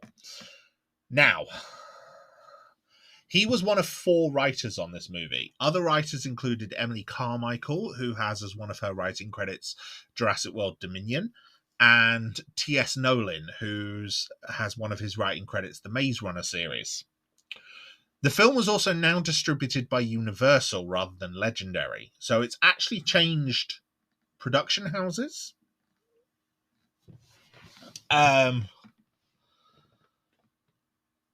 So there's that aspect going on as well. And I'm not entirely sure why that is. I'll see if I can find out while I'm recording this. But yeah, let's carry on. The film itself is set a bit further into the timeline of this world. Guillermo del Toro serves as a producer and did contribute some ideas to the film. I know some of the more controversial ideas among the fan base that this series has actually originated with him. So there is that aspect. Some of the he had been working on the script with Zach Penn in 2014 and had plans to direct it. But then there were conflicts between Universal and Legendary, which then led to the film being delayed. So, Del Toro remained on as a producer, but the film was now being shot in China, like the Toronto studios where they shot the sound stages in Toronto where they shot the first movie. The reservations that Legendary and Universal had been lost as a result of the disputes between them. And Del Toro was also working on Shape of Water at the time, so he remained in Toronto to film that, and Stephen S. DeKnight took over as director for this. Like I said, this film is further along in the timeline. It's about 10 years after the last film, and we're introduced to the previously unmentioned Jake Pentecost, played by John Boyega. So that's his Stacker's son. He is a hustler in the relief zones. He basically steals items, including Jaeger tech. The Jaeger program has been reactivated, despite the fact there are no immediate threats, like the breach seems to have remained closed for the 10 years. and the kaiju and the aliens behind them, the precursors as they're now called, haven't returned. But the Jaeger program also seems far more military-like than before. And that's one of the themes of the original movie, is that it wasn't a military. That was something that Del Toro specifically didn't want. In this, it seems more military. They're still rangers rather than, they're still called rangers rather than, soldiers. But, there's cadets, and a couple of characters end up drafted. And yeah, we get introduced to a new group of characters, quite a lot of them, to be honest, and none of them seem as memorable as the ones in the original film. Jake's probably the most memorable. There's a character called Nate who he has this rivalry with. There's Amara, who has this really large desire to prove herself as a pilot. She's played by Kaylee Spianey. She's an orphan who basically created her own miniature Jaeger called Scrapper. And she ends up becoming Jake's partner by the end of the movie, because his original partner, Nate, who was his former co-pilot, ends up injured. But, we'll get to that. There's a whole plot about drone Jaegers, like having drones take over the Jaegers rather than pilots. It isn't anything immediately special, but then this rogue Jaeger attacks Jake and Nate. The problem is the battle sequence in this kind of seems to lack the weight of the first one, the ones in the first movie. Like, they don't have this big dramatic weight to them that they had in the first film. And there's it's also shot in daylight, which, I mean, is fine. And it does do some interesting shots to highlight the scale, with the people at the ground level like reacting to the Jaegers going past them. But I don't know. I'm not a huge fan of the way the effect sequences in this are shot, the battles in this. It does lead to Marco's death, this big fight scene. Marco was brought back into the movie as one of the returning characters, along with Newt and Gottlieb. Her death does seem weak and seems like a bit of a mistake. Considering the arc that she had in the first film, the fact that she's now in charge of the Jaeger program, it feels almost insulting that she's killed off so quickly in this. But that was one of the decisions that came from Del Toro. I don't like it, but it's logical to assume that had he stayed on as director, this choice would still be here. Amara gets a flashback showing, her losing her parents in one of the first attacks. It's kind of similar to Marco's flashback, but doesn't seem to really line up with the timeline for the series, or the world as we were shown in the previous film. Which is another problem with Jake's history as well, because it seems like he was omitted from the previous film. Because she's shown in this flashback with her parents on vacation in like a tropical Pacific destination when a kaiju attacks, and then her parents are lost in the attack. And this film is 10 years after the last movie. The last movie took place, was it 10 years after the first kaiju attack? So why are people still taking vacations to Pacific destinations around the breach, knowing that kaiju can attack? I don't know. I suppose maybe it's like how people will still go to those areas despite the fact they can be prone to tsunamis. So, people will go vacationing in the islands along the Pacific Ring of Fire. So, never mind. Newt gets revealed to be the villain of this. He has been harboring a kaiju brain, which he is continually drifting with, and has cloned a kaiju brain, which is then revealed as the pilot for the rogue Jaeger Obsidian Fury.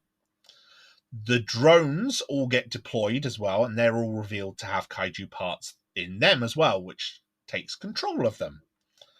So Newt is basically now overridden by the kaiju. And, well, by the precursors, I should say. Like the precursor hive mind personality in his brain. It's a really interesting heel turn. The problem is, I don't think I like Charlie Day. I don't think he's a convincing villain in this. Like, I like him in what I've seen of him as an actor, but I don't think he makes a convincing villain. And part of that might also be the script, like the way the character is being filmed, like the comments he's making on the battles. Reminds me of there was a character in one of the seasons of Power Rangers called Flit, who was like this fly that would appear and do like wrestling style commentaries over some of the Megazord battles. That's how Charlie Day's character feels in this. At least some of the time during the final battle. But yeah, the drones are kind of opening breaches. So everyone has to kind of come together to deal with that. There's a big scene of like them rebuilding and like building their new Jaegers. It's pretty good, although something in it just feels off. And I'm not. There's a remix of the music from the first film, which that's probably part of it. Like the fact that it's the music from the first film, but it doesn't feel earned as much. But something visually also feels off, and I don't know if it's just that the visuals in this aren't quite as good all round. Like they definitely made an effort. Um, the effort is definitely there, and I think this did have a bigger budget than the last one. 150 mil minimum on this. No, it was actually less, 150 to 176 on Uprising, whereas the first film was 180 to 200 million. So yeah, the first film had more money behind it than this did, and so that might be also part of the issue as to why it just doesn't look as good. Like, and they've made efforts to kind of simplify some of the CGI. Like the battle sequences in the first film, they all take place at night. There's helicopters flying around the Jaeger, illuminating with spotlights. There's rain. There's the neon lights inside Hong Kong. There's obviously all the debris and the particle effects from the buildings. This is all in daylight. There's no accompanying vehicles. It's just not as engaging. And yeah, the battle sequence kind of shows that the CGI is just not as impressive. There's lots of destruction. There's a lot of casualties in this that we quite clearly see as well, and that irks me, especially because the first film made such an effort to kind of highlight people being evacuated, like ending up in bunkers and things like that. But mainly done because Newt ends up in one. But in this, we see people casually dying, and that they're being killed by all the destruction that's going on, and then we've got the heroes not seeming to notice or even care, and just quipping in their battle, and that irks me. That feels tacky and kind of tasteless. The battle sequence is okay. It's very chaotic, and again, it just feels like there's no weight to anything.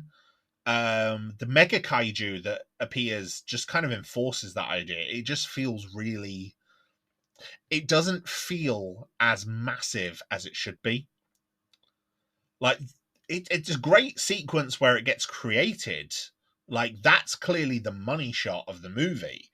Like I don't know if that was in the trailers, but it should have been, because that the shot of it being created and the final roar it does, that's the best visuals in the film.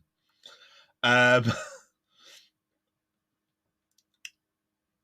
Yeah, but it just feels weightless when it's fighting the Jaegers. Newt's, like I said, Newt's in the film, quipping over it as well.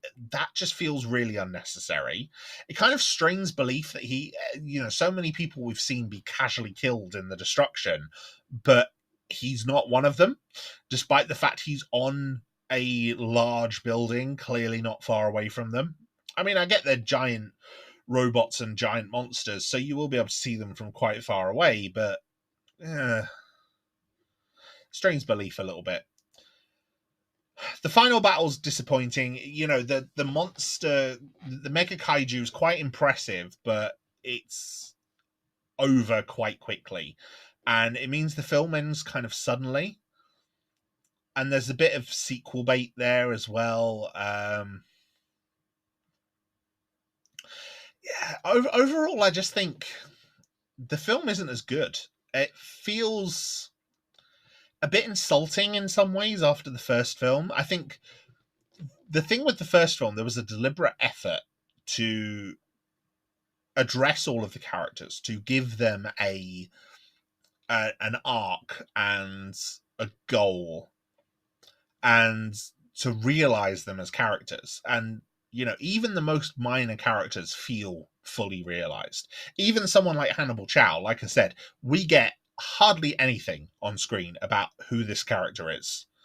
But because of the performance, because of the costuming, because of just the swagger that is brought to that character, the way he's, even from his introductory shot where we pan up from his shoes, you know, there is a very clear idea visually of who this character is, and it gives us a vibe about that character. It's not explicit, it's vibes, but it works. This film doesn't really have that. Like, the film has a lot of characters, and I couldn't remember half of their names if I didn't have these notes in front of me. It ends with sequel bait, which again makes it feel like Independence Day Resurgence, which also ended with sequel bait. Like, very deliberate sequel bait. But yeah, the first film had these really well realized characters. The world was built in a way that clearly showed the changes that have taken place in this alternate history. This just feels hollow. Like, several of the cadets die in the battle, and their deaths have very little impact. You know, the first film, the deaths seem to have weight. Even the losses of Cherno Alpha and Crimson Typhoon, the crews in them were really underdeveloped. I don't think any of them get any lines. I think we get a couple of lines from the Russians inside Cherno Alpha, but the triplets in Crimson Typhoon don't speak. But because of their impact on the plot and the stakes that have been laid out, the deaths have an impact due to that significance. Their deaths feel like they mean something because we know what their deaths and the loss of those Jaegers costs the heroes of our film. Whereas that isn't the case here.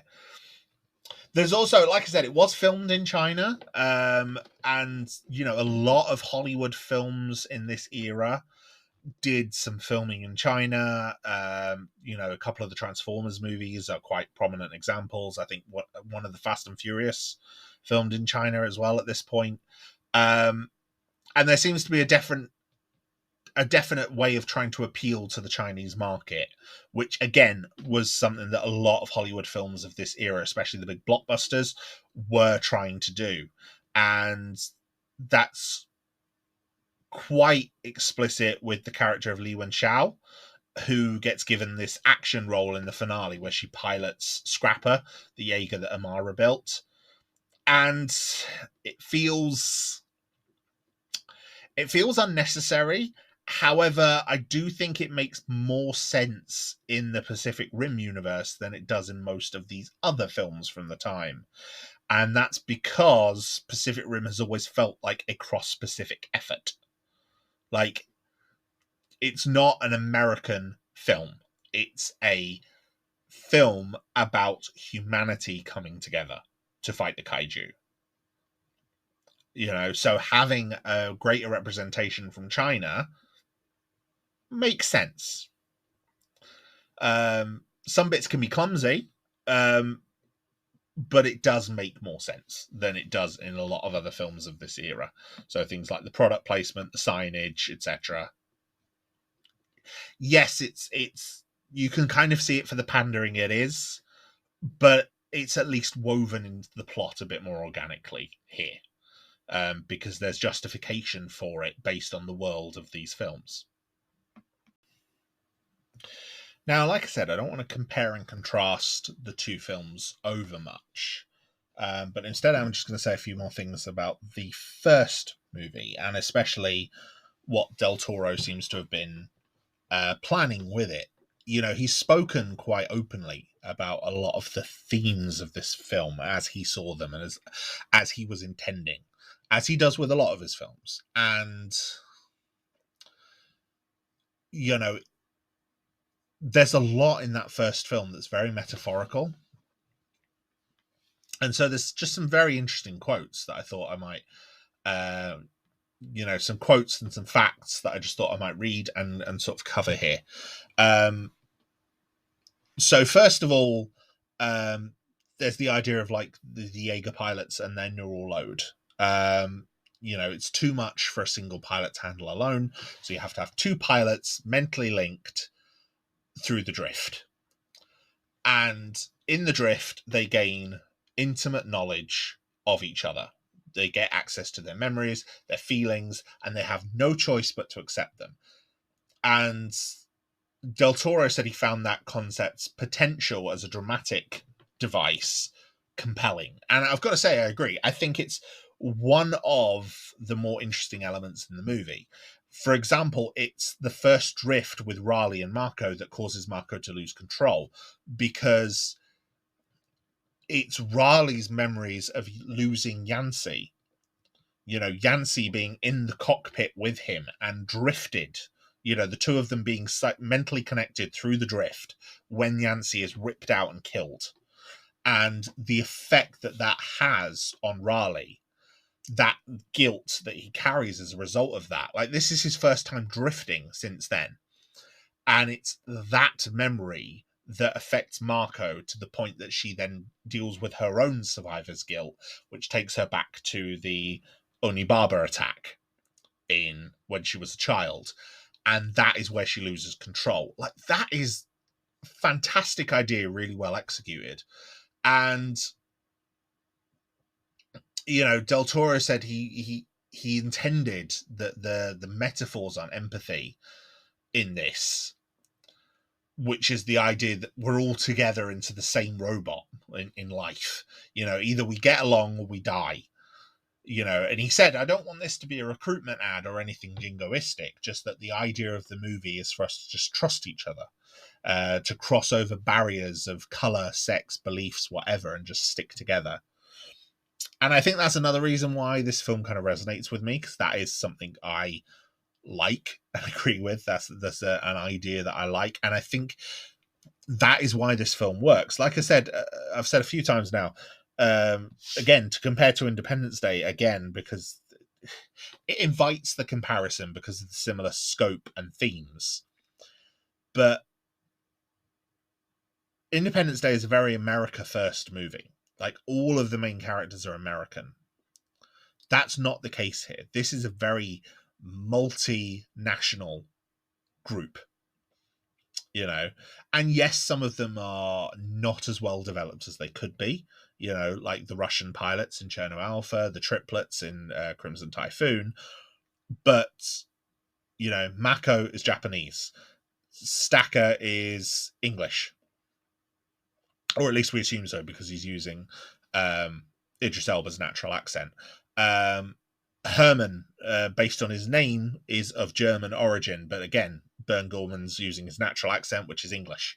Tendo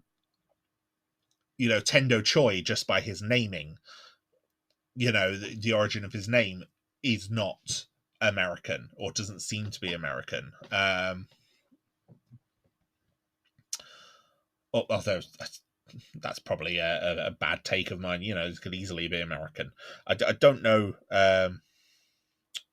what nationality Clifton Collins Jr. is who plays him. But yeah, there's very few distinctly American characters here. There's Raleigh, Hannibal Chow, and Newt, and that's really it. The Hansons are both Australian. It's I don't think they were played by Australian actors, but they're supposed to be Australian. And it's the idea that this is a multinational effort. Like, each country has built their own Jaegers, they have their own Shatterdomes. The main bulk of this film takes place in Hong Kong, but it's a multinational effort, the Jaeger program, and I like that. And the film is also quite simple in a lot of aspects. It's the idea that everyone has to kind of work together, and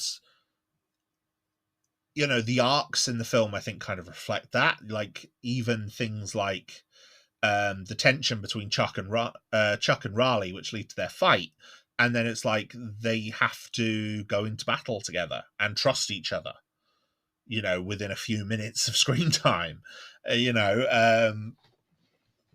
Chuck as well criticizing Marco and Raleigh, and then they come to save his life when Stryker's out there, damaged in the bay. And this is similar to ideas that Del Toro has explored in his other work. And he says, he actually stated, I think it's a great message to give to kids. Like, that guy you were beating up 10 minutes ago, that's the guy you have to work with 5 minutes later. He says, we can only be complete when we work together, which I think is a great quote. Beckett and Marco, Raleigh and Marco, I think there's elements of a love story between the two of them, but it's also, I don't think it is a love story. Like, I don't think there's no real romantic overtones in the way that things are, like, in any of their actions towards each other. It's kind of less intimate, but also more intimate than that. Like, they're connected. They've shared each other's thoughts and memories and secrets. Like, they have to open up to each other and have this perfect trust. So it's a love story without a love story. I think they might share a kiss at the end of the movie. Or no, I don't even think they do. They definitely share a hug, but I don't think it's a kiss. But they've both gone through these profound tragedies.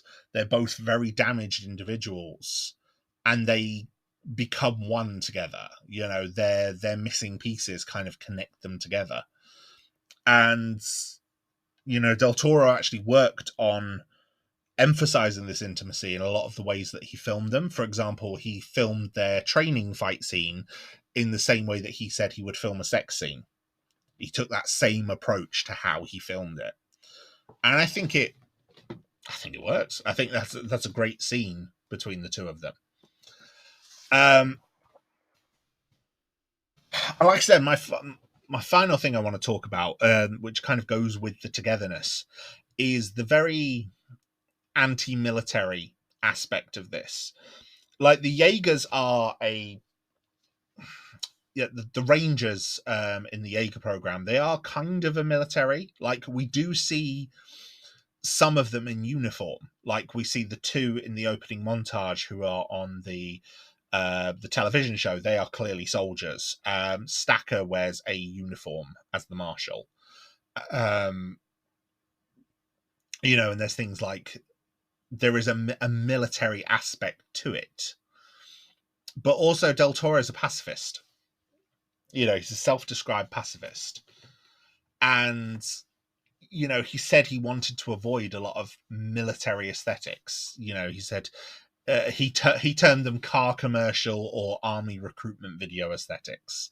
He says he wants this to look real.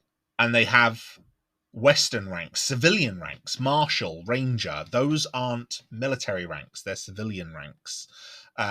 You could just as easily call them captain, major, general, etc. That's what people would recognize. Instead, they're Marshal and Ranger. Stacker's the Marshal, he's in charge. Marshal, like I said, is civilian rank. Ranger is, again, a civilian rank. You get park rangers, they're protectors. That's what a ranger is. Marshal is a leader, fire marshal, for example. And as a result, I think the movie just kind of avoid any message of being the military. That there's no jingoism here. There's no mass death and destruction that you get in a lot of other contemporary blockbusters. There's no, the streets and buildings get evacuated before the attacks. So yes, there is destruction, but he said it's completely remorseless. He said, I don't want to see people being crushed. He said, I want the joy that I used to get seeing Godzilla toss a tank without having to think that there are guys in the tank. And, there are casualties in this film. We see planes getting destroyed, for example. Those planes have pilots. And we do see in the early attacks in the montage, like when Knifehead destroys the Golden Gate Bridge, it's like there's very clearly death there. Like we see cars falling into the San Francisco Bay. But, it's not in the same way as it would be in a military film. And this is something that obviously, other films would then comment on. Other films, like something like Civil War, for example, comments on the destruction in the previous Avengers movies, the blockbuster kind of destruction. Ditto with Batman v Superman, kind of, again, making a commentary on the destruction in Man of Steel. Not that I particularly like Batman v Superman, but, it's an attempt was made. This film is like that, there's no attempt to show death. In fact, there's a deliberate effort to avoid showing death. The characters that die are characters who have put themselves in that position. There's no casual civilian deaths. And obviously, like I said, that's one thing in the sequel that really bothered me, probably because it is so absent in the first film. And I think some of that echoes back to the origin of kaiju films. Like the origin of something like Godzilla was because, it was the filmmaker's way of processing the post-war atomic destruction of Japan. The filmmakers were working through their issues at seeing, these weapons of mass destruction unleashed on Hiroshima and Nagasaki. And that was how they chose to deal with it, by personifying it as a giant monster causing rampant destruction. And that is what happens in this. That's what the kaiju are trying to do. And it's revealed in the plot, the kaiju are doing it for a reason. They're trying to clear the planet of us for the precursors to come in. And it is kind of, Del Toro himself even said it's kind of integral to the genre for a kaiju to rampage in a city.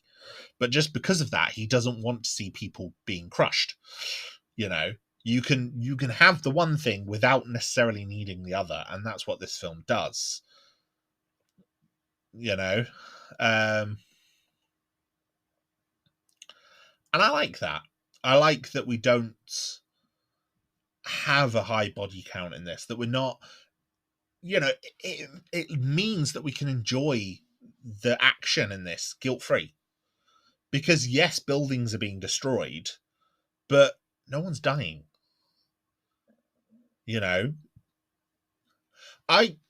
For example, Avengers, like I said, was the year before this. The final battle in Avengers Assemble, that very first Avengers movie, is amazing. It's one of my favorite third acts in cinema. It's something I never expected when I was younger. because it is just completely over the top comic book. And, by the time that came out, I'd seen 12 years of comic book films and never seen anything close to that. But when you watch it in the context of Civil War, which came later, and Civil War obviously showed that people died during that attack. And, that's obvious when you watch the film. There's a lot of destruction in Avengers Assemble. Where the Leviathans are crashing through buildings. It's obvious that people are going to die. But we're caught up in the world saving. But then you go back and watch it knowing that people died, like having seen the ground floor perspective of the people crushed by the rubble when Hulk crashes into a building in Civil War during that little montage sequence. You get sort of a guilt at that film now, or at least I do. Yes, it's awesome to watch, and there's some amazing moments in it. But I kind of wince now every time I see one of these buildings being crashed into, because I'm like, people are dying there. And maybe it's because I've gotten a bit more jaded as I've grown up, and obviously I'm sick of seeing people dying in things in the news and in real life without seeing it in media as well. So I like that in Pacific Rim, that's something I don't have to worry about. I can enjoy this film as a dumb, awesome popcorn movie because no one dies. There's no casual destruction of the little person, and I like that. It's something simple, but something very important.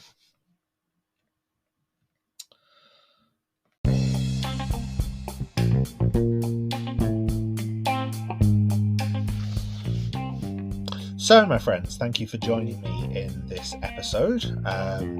Hopefully I've made a case as to why I think Pacific Rim is a perfect blockbuster, and hopefully encouraged anyone who maybe hasn't checked it out to go and give it a look. I think you will really enjoy it. If you have enjoyed it, if you have seen it but maybe don't think as highly of it, I'd be interested to see what flaws you think there are in it.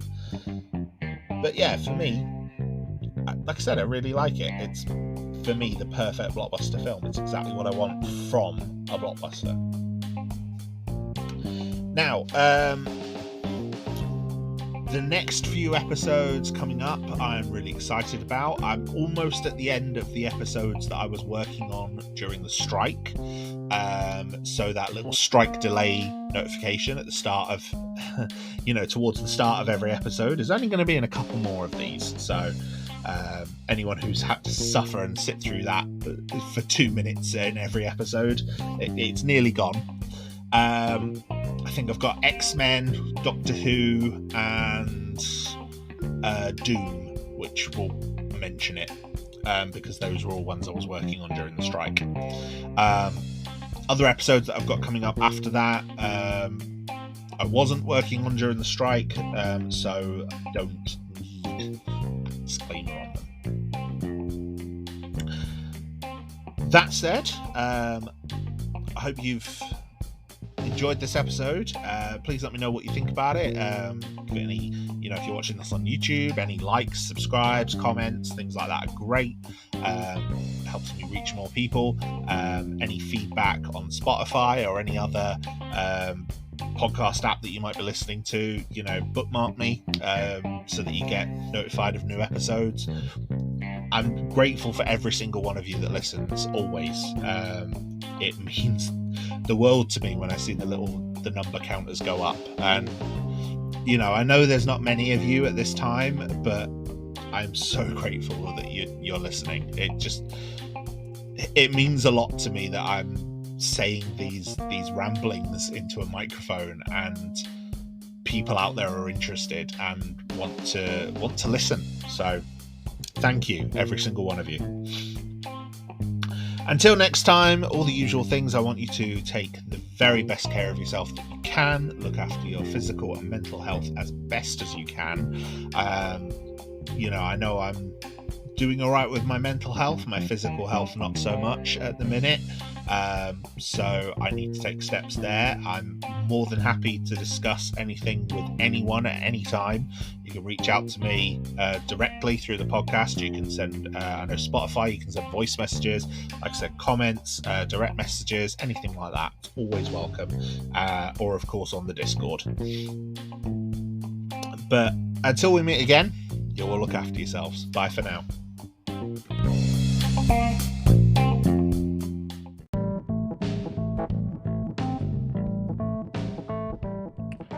Thank you, my friends, for once again joining me on Garhdo Goes Geek. Your continued support for this podcast means the absolute world to me, and I am grateful for every single one of you who stays and listens to one of my episodes. It means the absolute world. Now, if you would like to engage more with me or the podcast, we have a Discord community, small but growing, and we now have commissions open on Ko-Fi.